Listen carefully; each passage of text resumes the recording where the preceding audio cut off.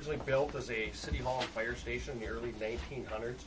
The building has undergone a few changes throughout its history.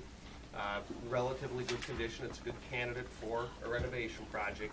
The building, however, does have some deficiencies. If you've taken an opportunity to walk around, you'll see at the back of the office area here, there's a ramp. Many of the doorways, the toilet room, stairways just don't meet the accessibility requirements we have nowadays. So it does need to be improved upon. As you can see, the workspaces around the area are quite cramped. Security is a big issue. As you're standing here at any one of the workspaces, you can actually see what the people are working on, the clerk is working on. Nowadays, with our security requirements, it just does not meet the needs of the community. So, the building, as I mentioned, early 1900s, so it's been around for a long time. It's reached its useful life expectancy. So, back in 2008, the city actually worked with, was it Martins and Isley, I believe that, to start on a study for the building. They looked at options whether this building could be renovated and how that might look. They also looked, I believe it was the former middle school building, and renovating that. They also considered another site in town, a new building. I don't believe they picked a particular site, but they did look at that option. So it then got set aside, and in 2011, Thad and I came on board at the request of the city and started looking at some options. How could we renovate this building and make it a useful city hall? We started looking at the taxidermy building and the mall building as they were available for sale. The city had the opportunity to purchase those buildings. So we came through, did an evaluation of this, looked at the needs of the city, the space need requirements, and then we looked at the taxidermy building and the mall building just to see, are they viable buildings for renovation? Are they better to be torn down and then just use the vacant space? What we found was that the city hall building and the mall building are actually reasonably good condition for their age. The taxidermy building, fair condition, but it just didn't really work with trying to connect all the buildings together. If you look at the buildings from the exterior, the taxidermy building is quite tall, but it's only a single story. So there were some challenges on how you would actually connect the second floors of the building. So what we discovered was, it's probably going to be more cost effective and make a more useful building if we just remove that section of building. This building doesn't have an elevator, the taxidermy or the mall building doesn't have an elevator, so that would provide us the opportunity to put that elevator and stairway in. That would be the new portion of the building. We could concentrate all the mechanical systems and whatnot in those areas perhaps as well.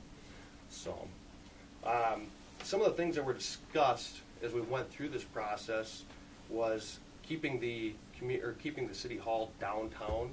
We talked about where it might go in the city, and everybody just kept coming back to we wanted to keep the community or the city hall downtown. We discussed the current needs of city staff, police, and we also started talking about the community center. I was here, I don't know if you were here with me, but I think I was here for 2 days doing interviews, and we came up with a whole list of civic groups that might possibly use a community room. So that was one of the features we wanted to concentrate. And if you look at the floor plan, you'll see this tan area. That is actually the community room, seniors, meals, and those type of functions there. One of the other things that came up was improving the access and parking. Right now, the main access to City Hall is out on Main Street. If you look at the new layout, what we've done is we're going to look at creating some parking to the rear and then having a corridor right down the center of the building in that new addition. That way you can access all the spaces and have nice access to the police department as well. More of an open feel and still providing the security. Right now we have the open lobby, but it's all part of their offices, so it'll provide some separation to the staff as well. We also discussed trying to enhance the outdoor space, creating some green space. So if you look at the renderings of the front, you'll notice that we set that middle portion back a little bit, put some park benches in, a bike rack. As we develop the plans, we'll also be making some considerations at the rear of the building, maybe a planter or not a shrine, but a monument or a some type of area that could go at the back of the building as well. Let's see here. Talk a little bit about the structural assessment. An engineer and myself, as well as one of our environmental investigators, actually came through the building. We took samples. We got up in the ceilings, looked at all the structural members of the building, just to make sure that there were no hidden surprises in the building. We did evaluate, determine the amount of, or the type of hazardous materials, be it asbestos or whatnot, that's in the building. So we have that included in our review of the project. So, as far as building adaptability goes, the building is a solid building. As you look around, walk around, obviously tonight it's a little cold and hard to see, but there's not a lot of cracks or failures in the building. So we can go through and do some tuck pointing on the exterior, new roofs, new windows, those type of things to bring it up into today's standards and make it an efficient structure. What else? We've also looked at the cost estimates. The preliminary cost estimates were about 1.8 to 2 million. Those were evaluated back in 2011. So as we go through the process, we'll be, continually looking at those cost estimates just to see where we're at and maintain that budget for the city. So, just talk a little bit about the options we have on the facades. Down here we have two options for our front facade. The one on the right, or let's see, your right side here is the more modern option. It sounds like the one on the left is somewhat preferred. It's a little more of the historical nature and ties the two buildings together. But the mall building and the city hall building, as we have them right now, would maintain much of their existing character. So. Then moving on to the rear of the building, we would have the mall building and then the city hall building, and then a new portion connecting the two buildings. This portion you see out here would be the garage for the police department, and that gets them into the back side or the non-public side of the police department. So, just a brief overview of everything. I don't know if anybody has any questions. Corey, one thing on the community center, the community room in the lower level, there's also rooms upstairs behind the city hall chambers that'll be able to be used for civic use. Correct. That room can be opened up with a collapsible wall, so the whole room will be open if needed, or it can be closed up, and two options can be going on, or two events can be going on at the same time. The other thing with the community area is it has separate access to that, so that can be occupied and utilized when the city hall and the police department are closed. And there's a lot of details to sort out. We were just chatting over here in the corner a little bit. Perhaps having lockable storage for the historic group or some display cases throughout the building. Those type of details, as we start developing the project a bit more, will come into play, and we'll be bringing those up. How did you arrive at? Did you start with a budget, or did you start with a wish list and hear back? What we did is we started out with the needs of the community and looking at, okay, what do we need and how do we fit it into the existing spaces. And then once we developed a preliminary floor plan a couple stages ago, then we evaluated what it would cost to complete that renovation. And that study that you have a copy of on the counter Correct. there has all the calculations for all the needs of the different departments inside. All the interviews are in there as well. Is that something a person could check out sometime, or is that? Yes. Website? Yes, we've got it online as well. Oh, You can link to it through our website. It's being posted on the Cedar On website, ours. so you can click through. Mhm. We do have a copy Okay. here though, but Okay. it's quite lengthy. I mean, if you've got access at home, that's probably the best way Mhm. to get in there. It's got, shooting off the top of my head, probably 80 pages, I bet. Yeah, 60 to 80. Yeah. That study's online. The hazardous material and the structural study is online with it. So those are all in posted on our website, but you can go right through the city's website to get to it. Occasionally you hear like news reports, they'll say, well, this project will affect the average $100,000 home by X amount. Is anything like that done? We'll or get to you that know? point. Okay. Right now, we're looking at the layout of the buildings. Yep. I bet you the types of materials you put on the inside, the types of furniture. Sure. Are you gonna have gold-plated doorknobs and marble That's floors? your office, right? No, that'll be definitely not mine, maybe the mayor's. Maybe the mayor's. But those are the types of things that could really shoot up the price too. Sure. That's gonna be the next phase after we Okay. talk to the public here. Okay, sure. So the estimates right now, that's the estimate that's been kind of thrown out Okay. there. Again, if anybody wanted to see what the police facilities are like upstairs, Brandon has them all open, so you can Mhm. see, Yep, we're gonna you know, put how they're that there. operating up in those rooms. But if it stayed at $2 million for a round number, what is the tax consequences per $100,000? It depends on how we'd finance it. We really haven't talked about that yet. If we paid out of city reserves, if we borrowed, if you go with the community center, there's grant funding available for that. The amount of that we haven't applied for it yet, so we wouldn't quite know. I would bet probably by March, we would have a better idea of how much it's going to cost, and then the next step would be how are you gonna pay for it? And the effect on the tax roll will be a portion of that. It won't be the whole, we're not putting the whole project on the tax roll, but there will be effect on that. So the answer would be, we don't quite know yet.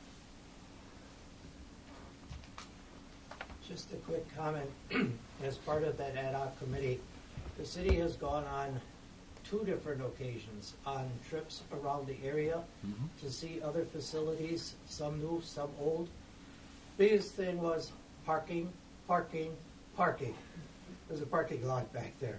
Second thing was, as you get an older generation, start considering your older generation because they need to be able to utilize. And then for us, local, if we look around, how many places do we have left where we can have any kind of a get-together? The hotel closed its doors. There's no place for any larger facilities. If you're talking weddings, you're talking family gatherings or anything. I know the park is there in the summertime and it's usable, but in the wintertime, like right now, we're lost. We have to go out of town, and if we'd like to keep our identity, then I think we need to start looking at what will it make it attractive for us to be part of Weyauwega. So that was a recommendation, and I know the question had come up, why were the buildings bought when they were? Part of it was a cost. There's a reason that we should have probably checked into it a little bit more. But in order to have the space, because as we were looking for a place to build a city hall, the middle school, okay, it's street parking. How much of that do you then want to give up? Where else? And then the more we started talking about it, the more the comment came back, keep it in town, centrally located, where people can get to, and walking distance within the area here. So, sorry to add that much in, but that That's was great. It's a good point, because a lot of the municipal buildings we're designing nowadays, be it newer or renovation, are including spaces for the community center. Just a small space, some larger, some smaller, for the locals to gather. And this community area in the back corner has, I'm not totally sure on the words, but it has a kitchen, is a warming kitchen? That's to be determined. It could be a full-blown commercial kitchen, or it could be simplified into more of a warming kitchen, depending on the needs of the community. Then I may as well voice my opinion on that as long as you brought it up. We've already talked about the possibility of commercial, because as we're going more and more into farmers markets and what have you, there are individuals starting to look for a place to do some work, but it has to be done in a commercial kitchen. There are not many around right in here. And I don't know that the cost factor would be that sky high between a warm-up kitchen, as you call it, and a commercial kitchen. So if we're looking at this building for the future, then I think we need to possibly consider that fact. And that would be a rental situation, because if somebody would come in to use it, it could be a rental facility to be used that way. In other facilities I've worked on, be it a municipal facility or church, every once in a while you'll run into somebody that they have a passion for something like a kitchen, and that might be something that you could fundraise for as well. Just another funding source for you.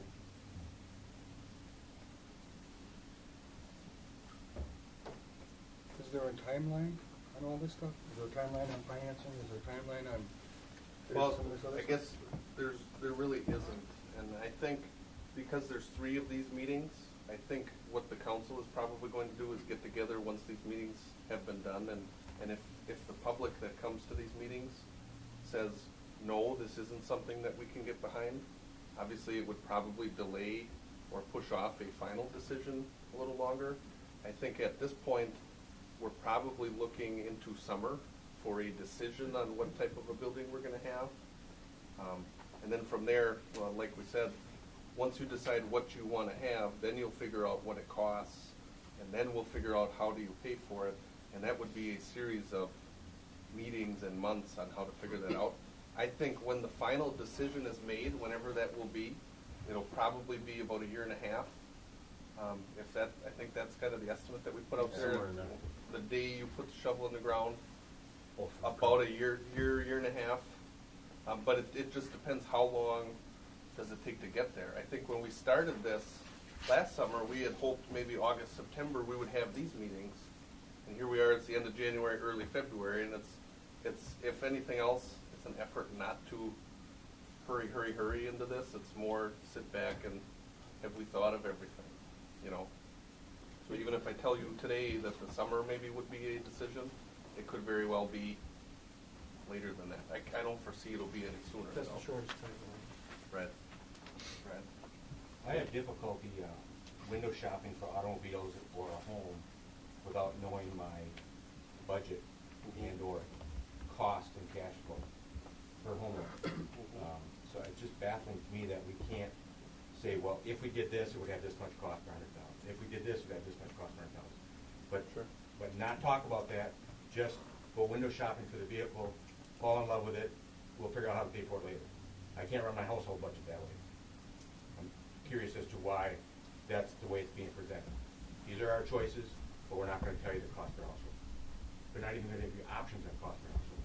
You do have an option when you build a house as to the term of your mortgage. Okay?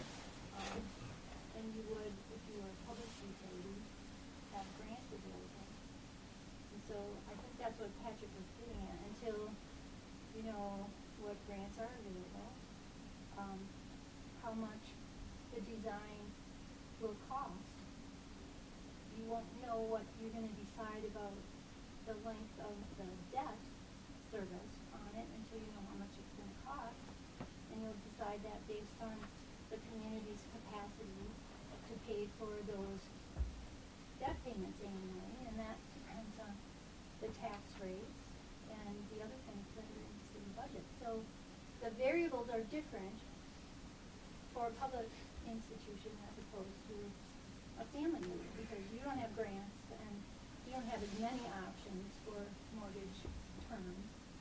And It must be you an don't have a ideal. lot of different options probably for how to design your house. There must be an idea what total grants or minimum grants or maximum grants. Yeah, Sure and, there are. and there would be, but you can't apply for those though until you say, here's our project. Even the layouts and the pictures we have here, all of these have been sort of smoothed by the council over the last, 6 months, a year, a few years. But the council has never said yet, this is what we're gonna go with. And so, I think as soon as we're aware, what does it cost, how do we pay for it, we're going to be out there with that before we're out there with, well, here, let's build this thing and then hope that no one asks us how much it costs. I think it's a fair question to say, well, what's this gonna cost me? And I think we're all sort of hoping to get there fairly soon too. And I asked Mr. Boyd, over here, when I walk upstairs, in the event that the community says no community center, we're just gonna maybe have the one building. The question I have is, why did the city purchase the building and take it off the tax roll when they could have purchased potentially a right of first refusal and let the taxes continue to be received and the price go down potentially? That I think the cart would be before the horse in purchasing a building, in my opinion. I hate to say I don't know, but I know that that decision was made before I got here. When I came, I don't mean it's a lazy excuse for me to just tell you, well, when I started, we owned them, but But if this I- was I a see what business, you're saying, though. and I'm thinking about buying the neighbors, and it might be going down, all I do is buy a right of first refusal and wait. And Because the price will never go up then. it has some risk, it could go up and then you have to match it.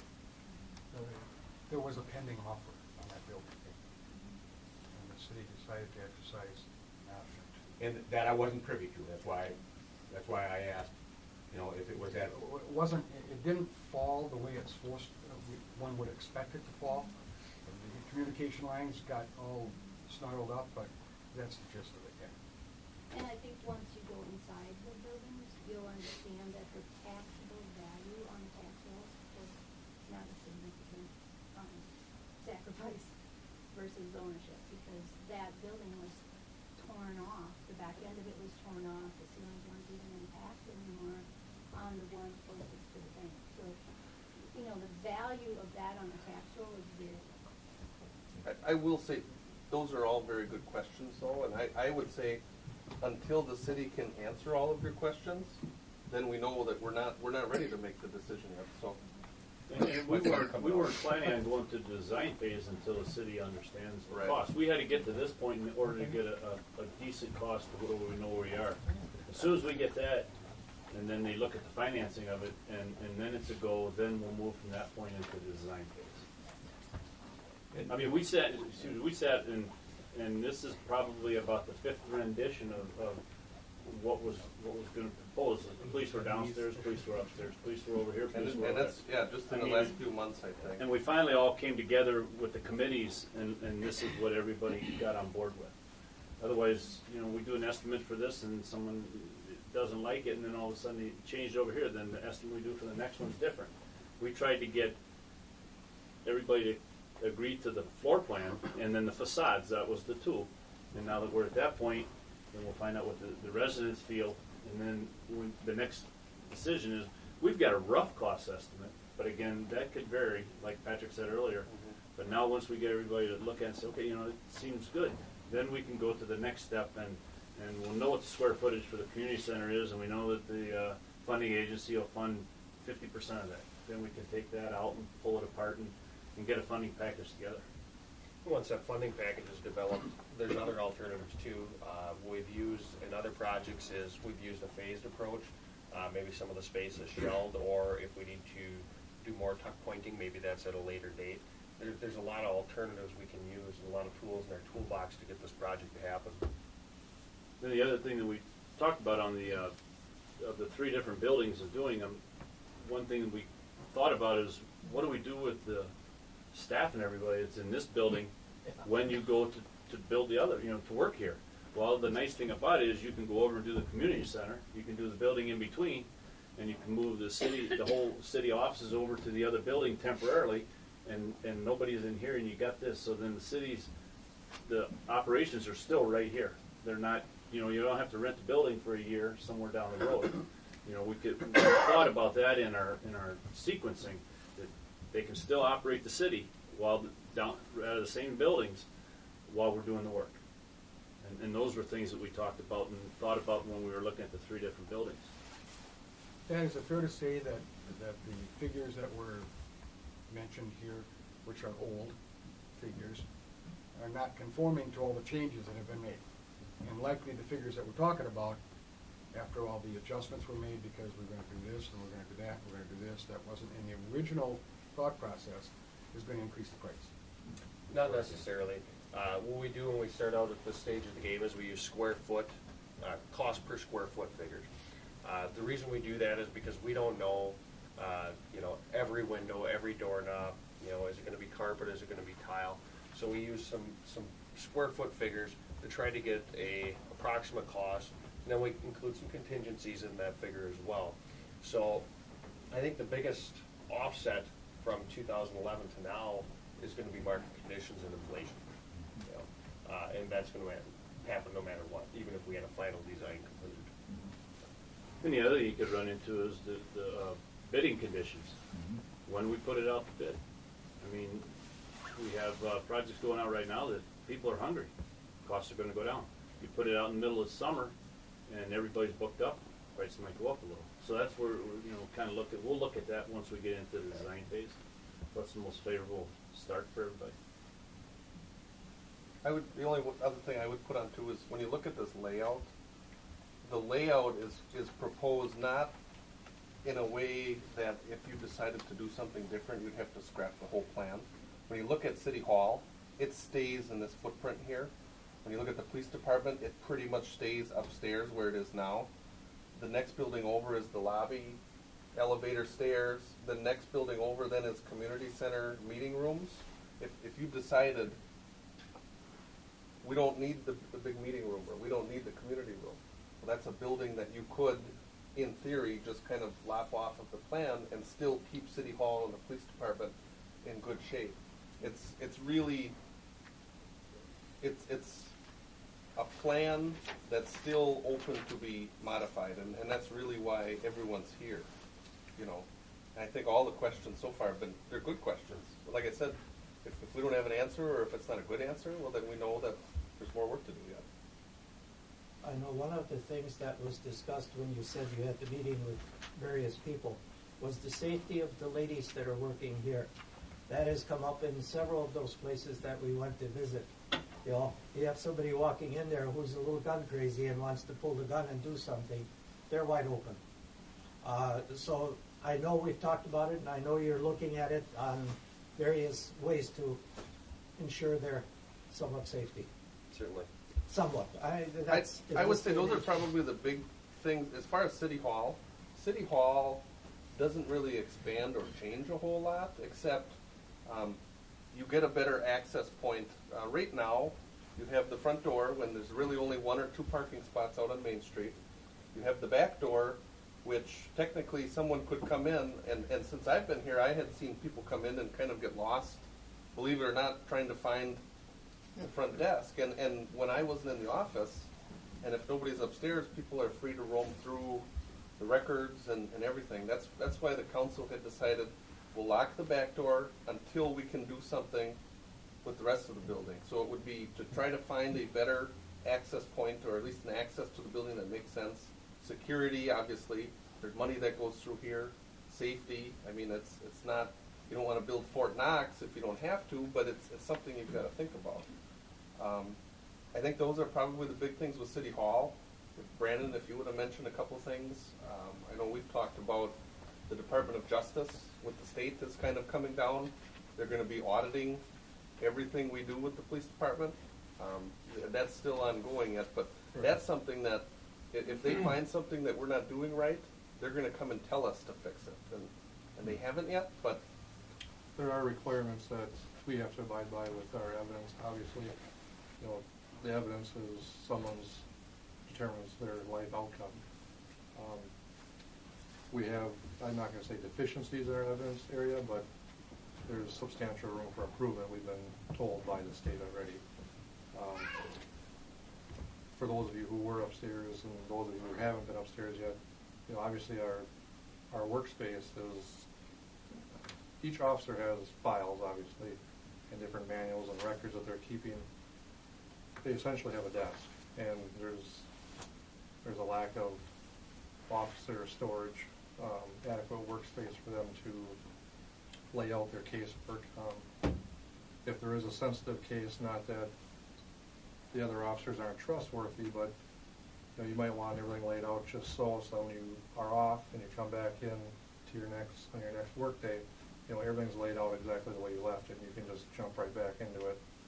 Right now, we kind of, like I said, not that we don't trust each other, but for our sake and to keep our cases straight and everything's got to get picked up and put away, and you know, so we're sure that it's not to be disturbed. So obviously, we have workspace deficiencies. Me as our court officer, I represent the city with every ticket and traffic violation that occurs. I am out of space to add another filing cabinet. I mean, we have to keep our records for a minimum of 7 years. And that's every paper ticket that goes through the city from each officer. Not that we write a whole lot of tickets, but our little records room, which I think some of you have seen when you went in off where our evidence area is, it's full of filing cabinets, and there's really that's my next job when I come back to work, is to figure out where I'm putting 2013's records as we're now in 2014. So records and record storage. Personnel files, that's a big thing with the state and training standards. We're not deficient, but your personnel files are supposed to be locked up and secured. They are. I mean, they're in a locked filing cabinet. However, there's security issues where, when you get upstairs, it's a little thin window from probably the original door from the library. Someone leans into it, the glass is out, and all of a sudden, if we're not in here, or like Patrick alluded to, if someone's roaming around the building, it's kind of a free-for-all. And records is a big thing when the state comes in and starts looking, especially training and standards, to make sure that we're all up to the proper training requirements. How many of them paper records that you don't have room for could be stored electronically? Well, that's a part of the new City Hall thing. I'm kind of a big proponent to push that. I love electronic, and I hate paper. We just recently, the police department went 100% electronic with our bigger reports and stuff. It all goes into our records management system. But there is still some stuff. There's always paper. There's always paper. You can't get rid of it all, but we are, I should say, 99.9% electronic. But yes, we could go microfiche or whatever and start scanning some of the stuff in, but that's a whole other evolution of the City Hall project, because we are way electronic efficient here. We do good with what we have, but it could be way used better. The other half of that is getting the infrastructure in too. I mean, we actually filled our server up about 2 weeks ago, where we didn't have room at all with all the equipment we have to put more on there, and that's just as key as getting rid of the paper too. And we really don't want to spend anything that we wouldn't have to until we know that, well, this is what we have to do. If there's a lot of electrical and other things that'll be upgraded whenever we get to a project, whatever that looks like. We're trying to get by as well as we can until that. And there's a lot of records that we're just required to hang on to for so long. So whether it's paper or electronic, we have to have it. And we do have, like, our criminal cases, the people who are incarcerated, we have to hang on to those records in some instances 20 or 30 plus years after they've been released. So I mean, It's basically and I can't show you our evidence room, but that is bursting. I mean, our evidence officer, Officer Rogi, does an extremely good job at keeping it organized the best that he can with the space he's allotted, but we're just simply running out of room, and we need to go somewhere with it. And there's more and more requirements for juveniles, interviewing, evidence processing and storage, just the safety and evidence processing, some of the methods that they're using could be improved upon greatly. We have had sudden deaths that were suspicious. There's evidence, obviously, that we need to, there's bloodborne pathogen and stuff. There was a period of time where we had to have some evidence upstairs that would literally make you lose yourself if you've seen it. And we, like I said, we did the best we can with what we had, and it's just the air quality, the air handling, and our evidence, it can be so much better. Our interviewing, we have this is our interview room downstairs here, where it used to be our police department, our office. But people will come in here, and unless you close the door, and now it's frigid out, so it's cold, the heat's not real out there, but anybody passing through, if they're quiet enough, they can hear what's going on there. They can hear the victim or whoever is crying, and it's not a real warm place for someone to be talking, in confidentiality with law enforcement. The other thing I notice is when I come over for a meeting, we're always at the library, and in a lot of communities I go to, they have their council chambers or their boardroom right next to the office, city offices or village offices. And oftentimes the clerk will say, "Oh, I'll be right back. Let me run and grab that." Just about every meeting. here, you don't have that opportunity. So it would help streamline things a lot for the meetings as well. As well as computerized, hook up the council chambers to your server, so you can pull it up right there. Server that, you mentioned your server was just about full. This building doesn't have a secure room for a server, and that's one of the things we always try to do is find a secure space, be it a records room or something for that server. It could be fire rated, 9 times out of 10, that's what we would recommend.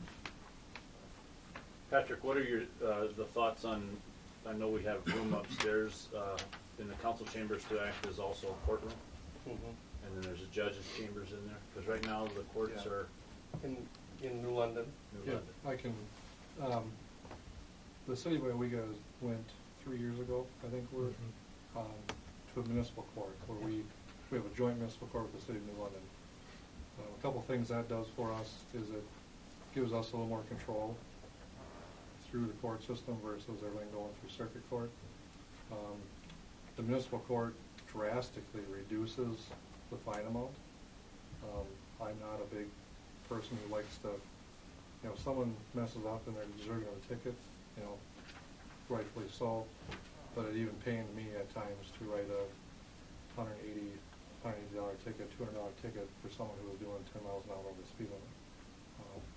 Where our tickets are now reduced down, like they're $88, so they're more manageable that way. With that, I go to New London twice a month for a municipal court. So it takes me out of the community, and all our paperwork has to get shoveled back and forth. Some of it can't be electronically sent unless over a secure network. So now I'm funneling paperwork back and forth. The council chambers would double as a municipal court, and I already have a tentative agreement with the New London Municipal Court that we probably hold one session here, maybe the evening session. New London would be a second session and early day session, giving the defendants who are appearing in court two options: one to appear at night and one to appear during the day. So it could work out better for us that way.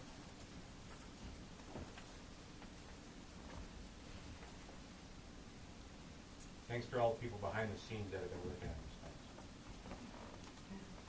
Well, we appreciate you coming. And like we said, all the questions are very good questions, and I anticipate the next 2 meetings we'll have more questions too. And I think this is really sort of an information gathering. We've all been working on this stuff for at least since I've been here, and even further since. And when you get fresh faces to come in and take a look, that helps too. Makes us, reminds us that maybe the things that we missed too. So if you have comments, you can fill them out, leave them here, put them on Becky's desk on the back there, or you can take a form home with you and drop it off in the next week or so. We'd encourage that just to get your input.